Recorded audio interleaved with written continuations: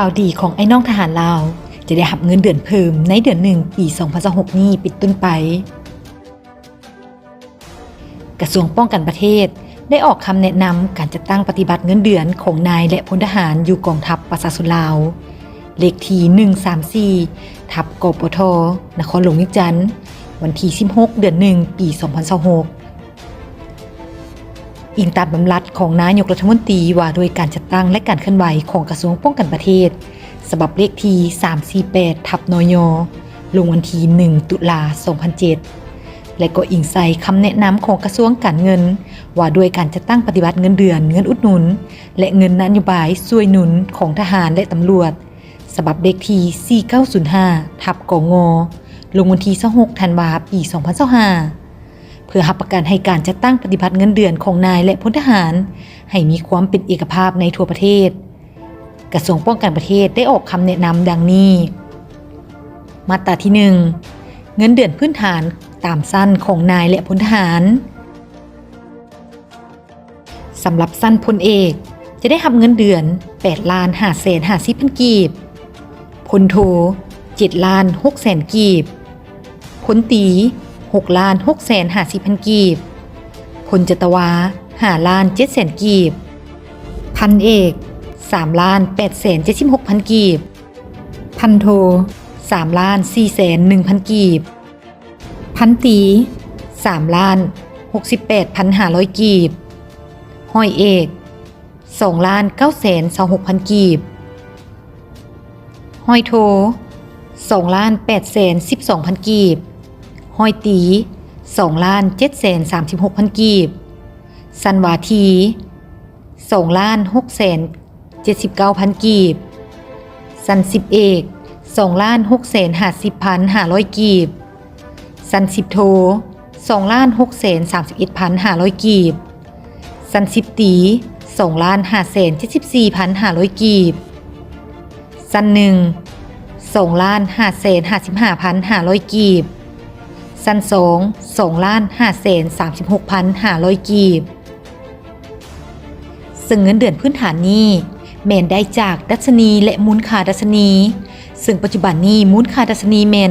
9,500 กีบต่อ1หน่วยดัชนีแล้วคูณให้จำนวนดัชนีตามลำดับสั้นขั้นของนายและพลทหารกลายมาเป็นเงินเดือนพื้นฐานนี้และนอกจากเงินเดือนพื้นฐานนี้ยังจะได้รับเงินอุดหนุนหน้าที่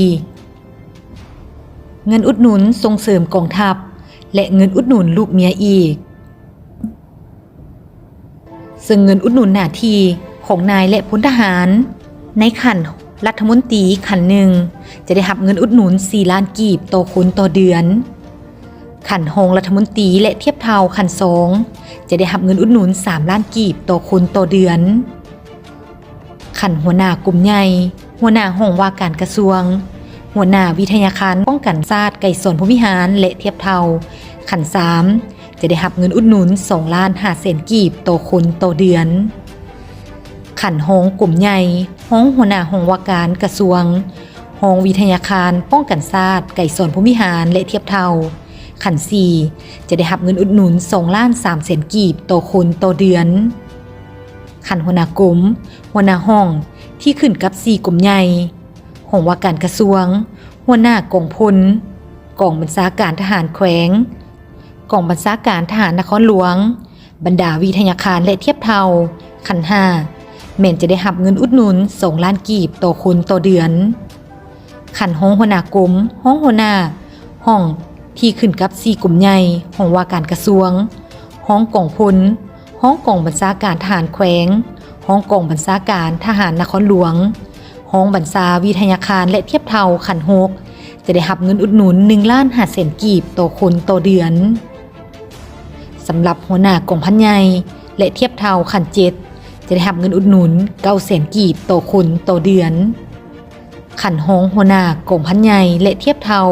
จะได้รับ600,000 กีบต่อคนต่อเดือนหัวหน้ากองพันน้อยและเทียบเท่าจะได้รับ500,000 กีบต่อคนต่อเดือนขั้นห้องหัวหน้ากองพันน้อยและเทียบเท่าจะได้รับ400,000 กีบต่อคนต่อเดือน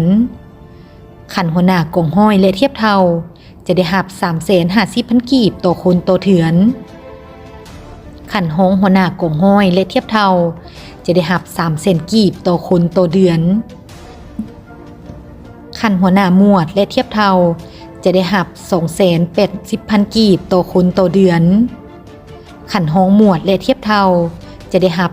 260,000 กีบต่อคนต่อเดือนขันหัวหน้าหมู่และเทียบเท่าจะได้หับ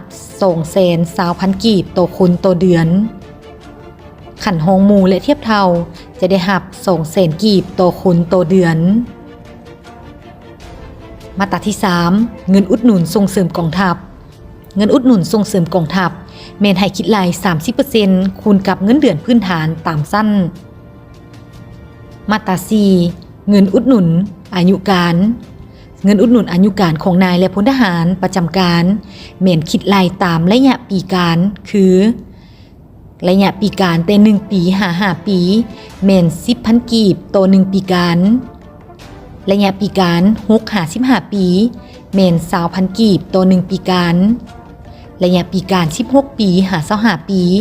แม่น 30,000 กีบต่อ1ปีการระยะปีการแต่26ปีขึ้นไปแม่น 40,000 กีบต่อ1ปีการ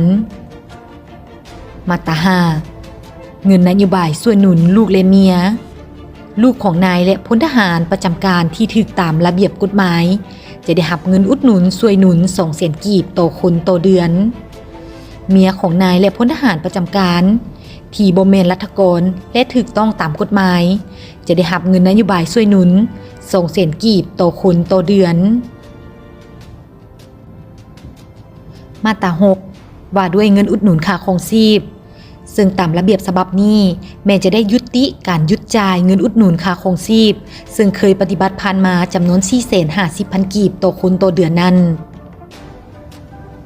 มาตรา7การหักมอบอากรเงินเดือนและประกันสังคม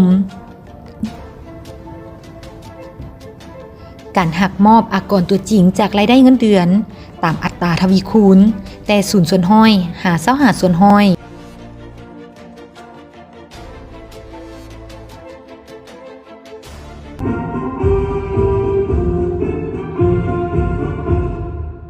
บายดีบรรดาสาย